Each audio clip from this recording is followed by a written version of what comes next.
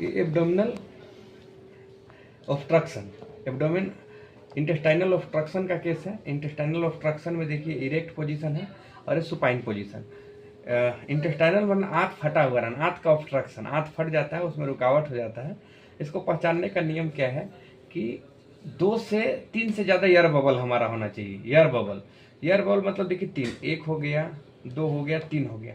Air bubble, air bubble से क्या होता है, एयर बबल के नीचे, गैस के नीचे फ्लूइड दिखेगा, देखिए फ्लूइड, हल्का हल्का फ्लूइड दिख रहा है। तो 1 2 3 ये ऑब्स्ट्रक्शन का केस है।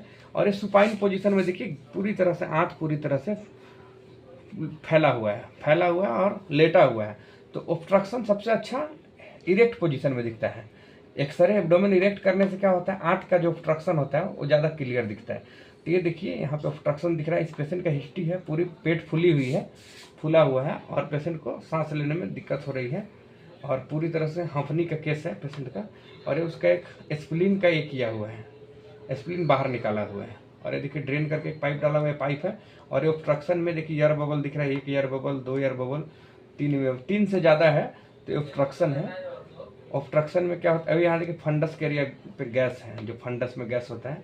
और ये सुपाइन पोजीशन है, सुपाइन में देखिए पूरी तरह से हमारा एब्डोमिनल में जो कोलोन होता है वो पूरी तरह से गैस दिख रहा है। देखिए gas, ascending colon, transverse colon, descending colon, sigmoid colon और रेक्टम, तो पूरी तरह से दिख रहा है। लेकिन मेनली ऑब्स्ट्रक्शन आपका इंटेस्टाइनल ऑब्स्ट्रक्शन, जो आंत का फटना दिखता है, एक्सरे का इरेक्ट पोजीशन में दिखता है। एयर बबल 3 से ज़्यादा दिख रहा है, इसलिए इरेक्ट पोजीशन है।